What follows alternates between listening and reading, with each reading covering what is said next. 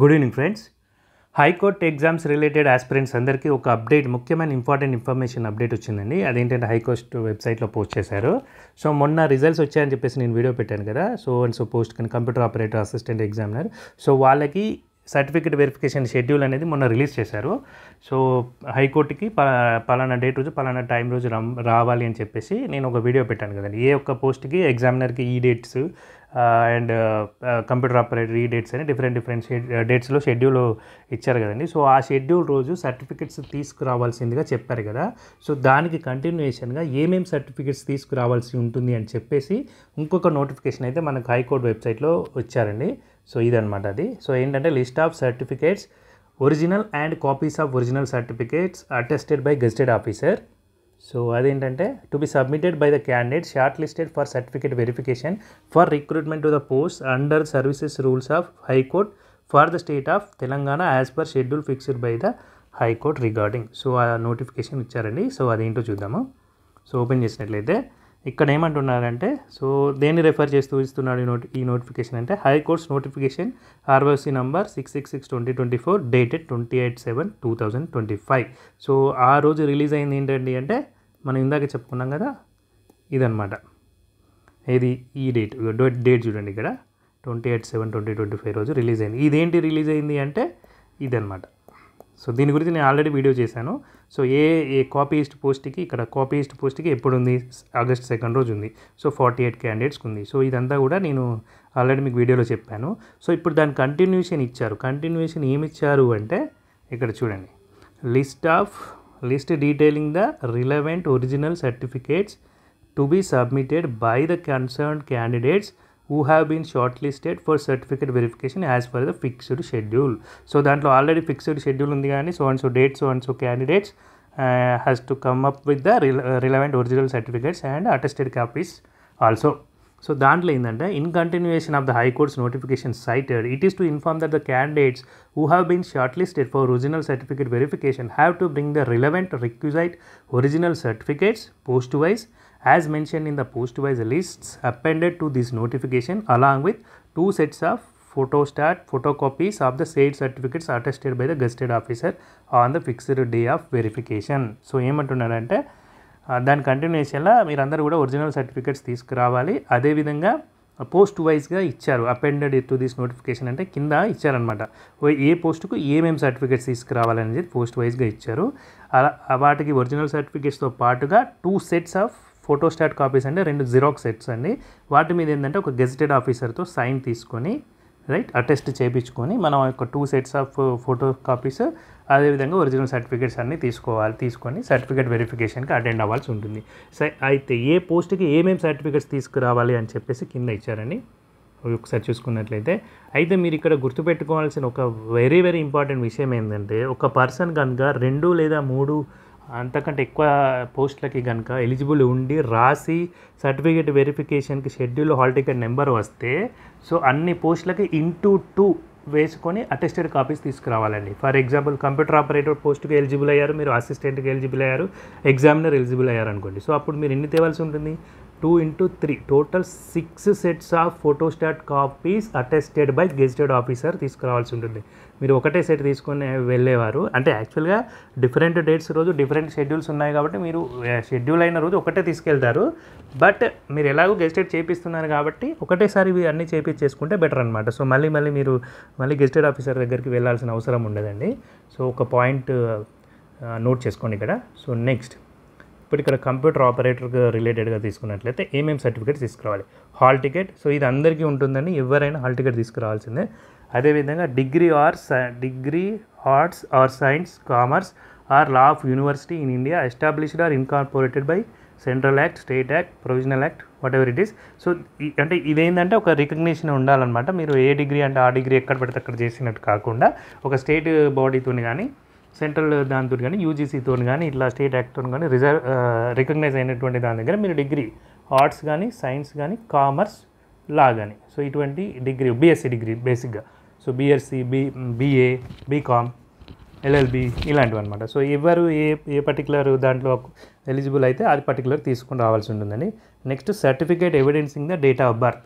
జనరల్గా ఏంటంటే ఎస్ఎస్సిలో మనకు డేట్ ఆఫ్ బర్త్ ఉంటుంది. సో ఎవరికైతే ఎస్ఎస్సిలో డేట్ ఆఫ్ బర్త్లా కన్సిడర్ చేయట్లేదు, అందులో డేట్ ఆఫ్ బర్త్ రాలేదు అనుకున్న వాళ్ళకి మేబీ ఎర్లియర్ క్యాండిడేట్స్ ఉండొచ్చు. సో వాళ్ళు పర్టికులర్గా డేట్ ఆఫ్ బర్త్ ప్రూఫ్గా ఒక బర్త్ సర్టిఫికేట్ కానీ ఇంకేదైనా తీసుకురావాల్సి ఉంటుంది.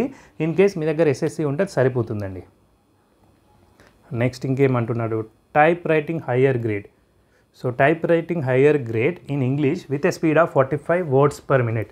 సో 45 words per minuteతో ఉన్నటువంటి సర్టిఫికేట్ మీ దగ్గర ఉండాలండి. ఇప్పటికే మీరు దాన్ని అచీవ్ అయి ఉండాలన్నమాట. సో ఇది ఎక్కడ, passed the type writing English are higher grade from other than the Telangana state board of technical education and training. It is to be submit the equivalent certificate issued by the Telangana state board of technical education training. So ఇక్కడ ఏమంటున్నానంటే, మీరు కనుక తెలంగాణ కాకుండా if passed the type writing English higher grade other than the Telangana state board. So అప్పుడు ఏంటంటే Telangana state board technical education and training ఉంటుంది కదా, SB TET అంటాం కదా. సో ఆ టీజీఎస్బీ టెట్కి ఈక్వివలెంట్గా ఉండాలి మీరు తెచ్చే సర్టిఫికేట్ వాల్యూ అనేది, రైట్.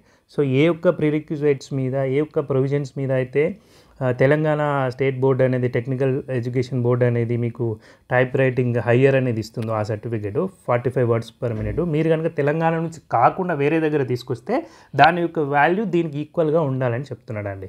సో ఇది ఎవరికంటే అప్లికబుల్, అందరికీ అప్లికబుల్.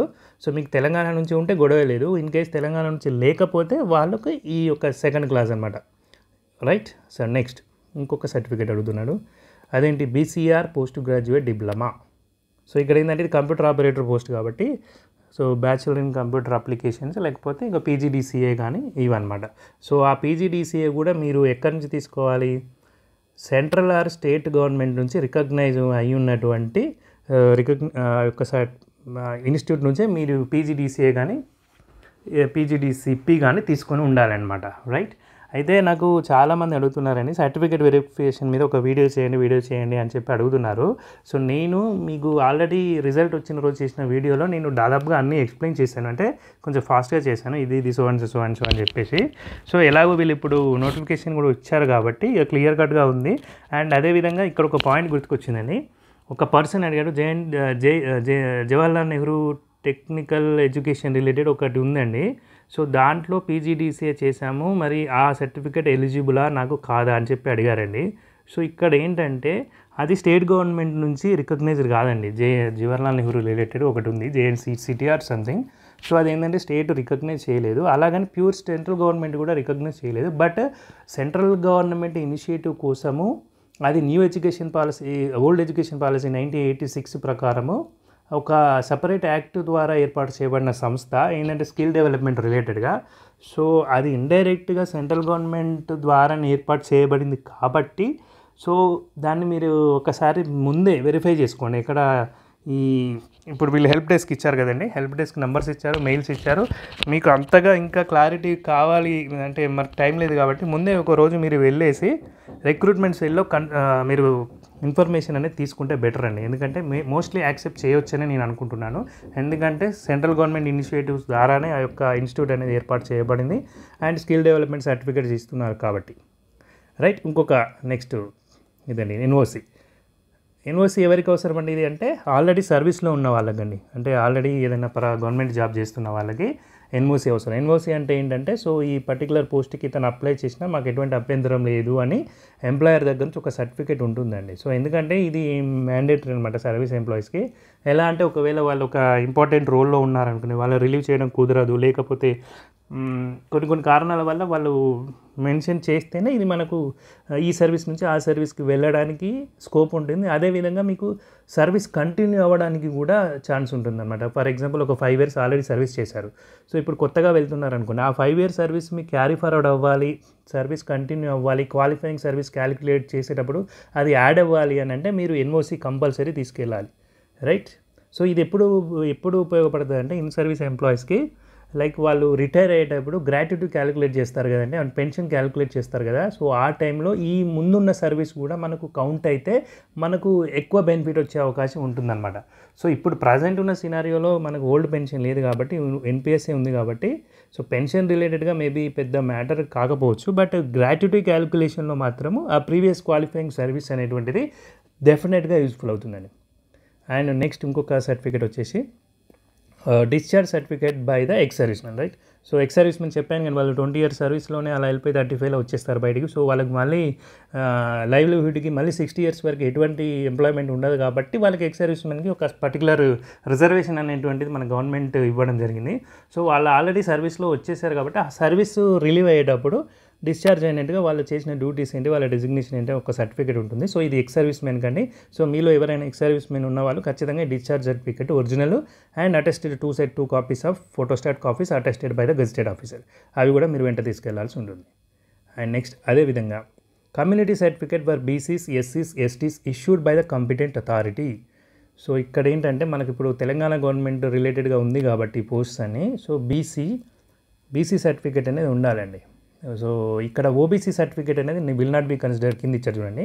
సో ఓబీసీ సర్టిఫికేట్ అనేది మనకు సెంట్రల్ ఫార్మాట్లో ఉంటుంది కాబట్టి అదర్ బ్యాక్వర్డ్ క్యాస్ట్ అని, దాంట్లో ఈ యొక్క స్పెసిఫిక్ క్లాసిఫికేషన్ అనేది ఉండదండి. ఏంటిది స్పెసిఫిక్ క్లాసిఫికేషన్ అంటే బీసీలో ఏనా, బీనా, సీనా, డీనా, ఈ ఇప్పుడు మనకు 5 ఉంటాయి కండి బీసీలో, ఏ, బి, సి, డి, ఈ. సో ఈ 5లో ఏది అని చెప్పేసి మనకు వాళ్ళు అడుగుతా సర్టిఫికేట్లో మనకు ఖచ్చితంగా ఉండాలండి. సో ఆ క్లారిఫికేషన్ అనేది మనకు స్టేట్ గవర్నమెంట్ ఇచ్చే దాంట్లోనే ఉంటుంది. సో బీసీ వాళ్ళు అయితే ఓబీసీ చెల్లదండి.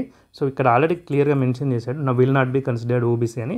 సో బీసీ సర్టిఫికేట్స్ తీసుకెళ్లాల్సి ఉంటుంది which shall show specifically the classification of the group. ఇక్కడ గ్రూప్ అంటే ఏంటి, బీసీ గ్రూప్.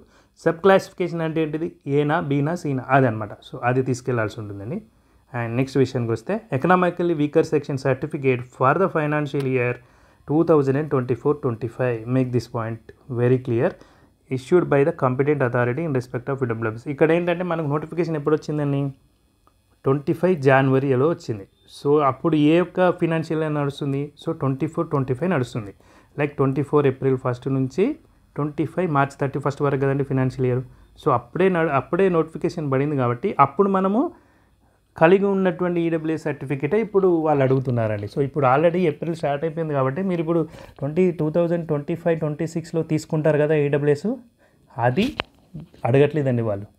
సో వాళ్ళు ఏమడుగుతున్నారు, ఎర్లియర్దే అడుగుతున్నారు. నోటిఫికేషన్ ఉన్న టైంలో కన్కరెంట్గా ఉన్నటువంటి ఈడబ్ల్యూఎస్ సర్టిఫికేట్ అడుగుతున్నారు. ఇది క్లియర్గా గుర్తుపెట్టుకోండి. మీరు ఇప్పుడు లేటెస్ట్ తీసుకొని వెళ్ళారనుకోండి, వాళ్ళు దాన్ని యాక్సెప్ట్ చేయకపోతే ప్రాబ్లం అయిపోతే. సో ఈ యొక్క పాయింట్ క్లియర్ చేసుకోండి. Next, person with disability certificate showing the nature and percentage of the disability issued by the concern medical board in respect of persons with disability. ఎవరైతే పీడబ్ల్యూడీ ఉన్నారో so వాళ్ళు ఏంటంటే ఈ యొక్క సర్టిఫికేట్ ఉంటుంది కానీ దాంట్లో మీ యొక్క అంటే ఎటువంటి డిజబిలిటీ ఉంది, దాని యొక్క నేచర్ ఏంటి, సో అది ఉంటుంది. అండ్ పర్సంటేజ్ కూడా ఉంటుంది, అంటే 40%, 50%, 60% డిజబిలిటీ ఉందా, సో అది కంపల్సరీ తీసుకెళ్ళాలి. ఇప్పుడు సదరం సర్టిఫికేట్స్ ఉంటాయి కానీ సో అవి వ్యాలిడ్ అవుతాయి. అండ్ అదేవిధంగా ఏదైనా మెడికల్ బోర్డు నుంచి తీసుకున్నా కూడా అది వ్యాలిడ్ అవుతుంది. ఇది పర్టికులర్గా పీడబ్ల్యూడీ క్యాండిడేట్స్ గురించి అండి. And next, any other qualification lower and above prescribed qualification. అంటే మీకు కనుక ఫర్ ఎగ్జాంపుల్ డిగ్రీ అనేది ప్రిస్క్రైబ్డ్ అండి. ప్రిస్క్రైబ్డ్ అంటే ఎసెన్షియల్ అనమాట. ఆ పోస్టుకు ఎనీ డిగ్రీ ఉన్న వాళ్ళు అర్హులే. కానీ డిగ్రీ మీద కూడా మీరు ఏదైనా క్వాలిఫికేషన్ చేసి ఉంటే, ఫర్ ఎగ్జాంపుల్ ఎంసీఏ కానీ లేకుంటే ఎంబీఏ కానీ ఎంటెక్ కానీ ఏదైనా చేసి ఉంటే సో ఆ సర్టిఫికేట్ కూడా తీసుకొని రండి అని చెప్తున్నారు, రైట్. అండ్ అదేవిధంగా నెక్స్ట్ ఇది study or bonafide certificates up to class 10th. యాక్చువల్గా ఇదేంటంటే అండి, హైకోర్టు ఎగ్జామ్స్లో మనకు నోటిఫికేషన్స్ ఇచ్చారు కదా, ఆ నోటిఫికేషన్లో ఒక పాయింట్ మెన్షన్ చేశారండి. ఏమంటే documents to be submitted at the time of verification అని చెప్పేసి మెన్షన్ చేశారు. కానీ దాంట్లో వాళ్ళు ఇది మెన్షన్ చేయలేరండి. స్టడీ బోనఫైడ్ సర్టిఫికేట్ అనేది అక్కడ మెన్షన్ చేయలేదు. కానీ ఎక్కడ మెన్షన్ చేశారు, డిస్ట్రిక్ట్ లెవెల్ పోస్టులలో మెన్షన్ చేశారు. ఏదైతే డిస్ట్రిక్ట్ లెవెల్ వేకెన్సీస్ ఉన్నాయో అక్కడ మెన్షన్ చేశారు. ఎందుకంటే లోకల్ క్యాండిడేట్స్ అనేది మనం ఏ బేసిస్ మీద తీసుకుంటాము, సో ఏ డిస్ట్రిక్ట్లో స్టడీ చేశారు 1 to 10th అదే కదండి. సో అందుకని అక్కడ మెన్షన్ చేశారు. బట్ మనకు హైకోర్టు లెవెల్లో స్టేట్ క్యాడర్ అంటే ఓవరాల్ స్టేట్ లెవెల్లో వేకెన్సీలు ఉన్న దగ్గర మాత్రం అది మెన్షన్ చేయలేదు. బట్ ఇప్పుడు ఖచ్చితంగా తీసుకురమ్మంటున్నారండి. సో ఈ పాయింట్ నోట్ చేసుకొని మీ దగ్గర ఉన్న స్టడీ సర్టిఫికేట్స్ అన్ని 1st to 10th, సో వాటిని కూడా మీరు ఏం చేయాలి, గెజిటెడ్ ఆఫీసర్తో సైన్ చేయించుకోవాలండి. ఖచ్చితంగా గెజిటెడ్ ఆఫీసర్తో సైన్ చేయించుకొని ఈ యొక్క సర్టిఫికేట్స్ కూడా మీరు తీసుకురావాల్సి ఉంటుంది. అండ్ నెక్స్ట్ పాయింట్ వచ్చేసి next certificate, if the candidate pursued the courses of requisite qualifications during the course are period of their employment, he has to submit the no objection certificate for pursuance of the said courses from the concern employer clarifying the total period of leave availed by the employee for persuasion of the side course. ఇదేంటంటే అండి సర్వీస్లో ఉన్న వారికి మాత్రమే పనికొస్తుంది, అంటే దానికి వాళ్ళకు అప్లికబుల్ అయినటువంటి క్లాజ్ అనమాట. ఏంటంటే ఇప్పుడు ఫర్ ఎగ్జాంపుల్ దీనికి డిగ్రీ అనేది ప్రిస్క్రైబ్డ్ క్వాలిఫికేషన్ అండి, రైట్. కానీ ఒక పర్సన్ ఆల్రెడీ ఇంటర్లో సర్వీస్లో జాయిన్ అయ్యాడు, అంటే హైకోర్టులో కాదు వేరే దగ్గర ఎక్కడో జాయిన్ అయ్యాడు, రైట్. ఆ జాయిన్ అయిన టైంలో అతను డిగ్రీ కంప్లీట్ చేశాడు, డిస్టెన్స్లోనో ఎలాగో కంప్లీట్ చేశాడు, రైట్. ఓపెన్లో డిస్టెన్స్ ఆన్లైన్ వాటెవర్ కంప్లీట్ చేశాడు. అయితే ఇక్కడ సర్వీస్లో ఉన్నప్పుడు కంప్లీట్ చేశారు కాబట్టి ఆ యొక్క లీవ్స్ కానీ అంటే ఏదైనా ఎగ్జామ్స్కి అటెండ్ అయినప్పుడు కానీ ఓపెన్లో ఉంటే మామూలుగా డైలీ వెళ్ళాల్సిన అవసరం లేదు, బట్ ఎగ్జామ్స్ అప్పుడైనా ఏదైనా ప్రాక్టికల్స్ అవి ఉన్నప్పుడు మాత్రం కంపల్సరీ వెళ్ళాలి కదండి. సో వాటికి ఆల్రెడీ లీవ్స్ ఎవరు అప్రూవ్ చేయాలి, ఐ మీన్ ఈ యొక్క ఎంప్లాయర్ అప్రూవ్ చేయాలి, అంటే ఆల్రెడీ సర్వీస్లో ఉన్నాడు కాబట్టి ఆ ఎంప్లాయర్ అప్రూవ్ చేయాలి. అండ్ అదేవిధంగా ఆ ఎంప్లాయర్కి కూడా మనం ఇంటిమేట్ చేసి ఉండాలన్నమాట, ఏమని నేను సో అండ్ సో క్వాలిఫికేషన్ని నేను చేస్తున్నాను అని. అప్పుడు ఆ ఎంప్లాయర్ కూడా మనకి నో అబ్జెక్షన్ చెప్పకూడదు, అంటే నో అబ్జెక్షన్ ఇవ్వాలి, అబ్జెక్షన్ చెప్పకూడదు అనమాట. సో అట్లాంటి పర్సన్స్ ఆ యొక్క సర్టిఫికెట్స్ తీసుకురావాలన్నమాట, right. Next, candidates presently working on contract outsourcing basis in the service of High Court for the state of Telangana or Telangana State Legal Services Authority Hyderabad. So head ఆఫీస్లో కానీ లేదంటే ఇక్కడ ఎస్ఎల్ఎస్సి అంటారు కదండి, Telangana state legal services అథారిటీలో కానీ పనిచేసినటువంటి వారు, లేదా ఇంకా Telangana legal services committee Hyderabad, వీళ్ళందరూ కూడా తెలంగాణ హైకోర్టుకి అటాచ్డ్ ఆఫీసులలో పనిచేస్తున్నటువంటి వాళ్ళు, కాంట్రాక్టర్ అవుట్సోర్సింగ్ బేసిస్లో పనిచేస్తున్నటువంటి వాళ్ళు అనమాట. సో వీళ్ళకు కూడా మనకు ఎగ్జామ్లో వెయిటేజ్ ఉందండి, కంపల్సరీ వెయిటేజ్ ఉంది. కాకపోతే వాళ్ళు మినిమం 2 years ఆఫ్ సర్వీస్ అనేది కంప్లీట్ చేసి ఉంటేనే ఆ యొక్క వెయిటేజ్ అనేది ఇస్తారు. సో వాళ్ళకి కూడా ఏంటంటే ఇనిషియల్ అపాయింట్మెంట్ లెటర్స్ కానివ్వండి, డేట్ ఆఫ్ బర్త్ సర్టిఫికేట్ కానివ్వండి, academic and technical qualification certificate కానివ్వండి, latest service and conduct certificate, అంటే ఆ పర్టికులర్ ఈ అథారిటీ ఉంది కదండి, సో కాంపిటెంట్ అథారిటీ దేని అండర్లో వాళ్ళు పనిచేస్తున్నారో వాళ్ళ దగ్గర నుంచి ఒక సర్వీస్ అండ్ కండక్ట్ సర్టిఫికేట్ కూడా వాళ్ళు తీసుకెళ్లాల్సి ఉంటుందండి. సో ఇది ఎవరికండి, presently working contract and outsourcing basis ఈ పర్టికులర్ అథారిటీస్లో. And next, 2 sets of photostat copies of certificates duly attested by the gazetted officer are to be submitted in addition to the original certificates. Original certificates will be returned to the candidate immediately after verifying the same. So ఇక్కడ ఏమంటున్నాడంటే చెప్పాను కదండి, 2 sets of photostat copies అంటే xerox copies, ఇవన్నీ కూడా ఎవరితో attest చేయాలి, gazetted ఆఫీసర్తో attest చేయాలి, అవి సబ్మిట్ చేయాలన్నమాట. వీటితోనే ఆ ఒరిజినల్స్ని వాళ్ళు వెరిఫై చేసుకున్న తర్వాత ఒరిజినల్స్ మనకి ఇచ్చేస్తారండి. సో ఒరిజినల్స్ వాళ్ళు అట్టే పెట్టుకోరు, ఇచ్చేస్తారు. And next, if the candidates furnishes wrong information as sought above or not furnished the required information and certificates, their selection to the post shall be cancelled at any stage without prior intimation. ఒకవేళ అభ్యర్థి కనుక wrong information ఇచ్చినా కానీ, లేదంటే ఇప్పుడు mention చేసిన సర్టిఫికేట్స్లో ఏ certificate కానీ ఇవ్వకపోతే వాళ్ళ యొక్క అభ్యర్థిత్వాన్ని మేము ఏ స్టేజ్లోనైనా క్యాన్సిల్ చేసేటువంటి రైట్ మాకు ఉంటుంది వితౌట్ ప్రయర్ ఇంటిమేషన్. సో మనకు చెప్పాల్సిన అవసరం కూడా లేదు. సో మనం ఖచ్చితంగా ఈ సర్టిఫికేట్స్ అన్ని తీసుకెళ్ళాలి with correct diligent right information. ఇంకా నెక్స్ట్ చూసుకున్నట్లయితే అసిస్టెంట్కి అండి. సో ఇక్కడ సేమ్ ఉన్నవి రిపీట్ చేయనండి, సో డిఫరెంట్ ఉన్నవి రిపీట్ చేస్తాను, ఎక్స్ప్లెయిన్ చేస్తాను.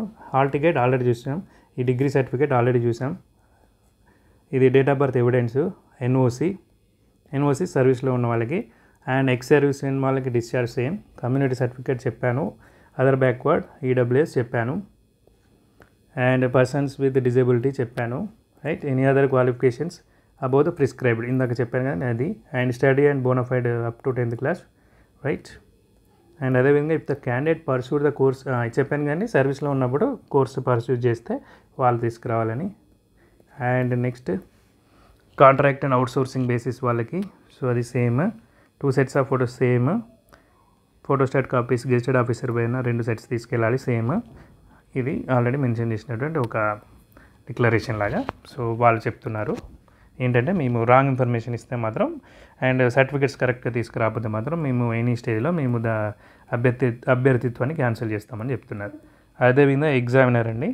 సో ఆల్రెడీ ఎక్స్ప్లెయిన్ చేసినవి చెప్పానండి. అండ్ సో చూసుకోండి ఇక్కడ hall ticket, degree certificate, SSC certificate, date of birth certificate, no objection certificate, discharge certificate by ex serviceman, BC certificate, OBC not valid, and EWS certificate, PWD certificate, other qualification higher qualification certificates, bona fide certificates up to 10th class, right. Qualification కనుక సర్వీస్లో ఉన్నప్పుడు చేస్తే ఆ certificate, and right. Next outsourcing వాళ్ళ certificates, right. Next 2 sets of xerox attested copies by gazetted officer, and same point typist. మనం typist కనుక చూసుకున్నట్లయితే hall ticket for concern examination same, bachelors degree same, right. And ఇక్కడ type writing with higher అండి. ఇప్పుడు ఇదే certificate third one మనకి ఎక్కడ వచ్చింది, కంప్యూటర్ ఆపరేటర్ వాళ్ళు తీసుకెళ్ళాలి. సేమ్ అదేవిధంగా ఇప్పుడు వీళ్ళు కూడా తీసుకెళ్ళాలి, ఎవరు, typist. So higher with speed of 45 words per minute, right. SB TET ఉంటుంది కానీ state board of technical education and దాని దగ్గర నుంచి తీసుకోవాలి, right. Next certificate evidencing the date of birth, NOC, discharge certificate by ex service man, BC certificate, OBC not valid, EWS certificate for the year 24-25. అదేవిధంగా PWD certificate, higher qualification certificate, study certificates, right. Qualification కనుక సర్వీస్లో ఉన్నప్పుడు చేస్తే ఆ certificate, right. Contract and outsourcing certificate, ఇదంతా typist వాళ్ళకండి, right. Again 2 sets of photostat copies gazetted officer by attested by gazetted officers, right. Typist అయిపోయింది. Next copyist. So కాపీయిస్ట్కి almost same అండి, హాల్ టికెట్, డిగ్రీ సర్టిఫికేటు.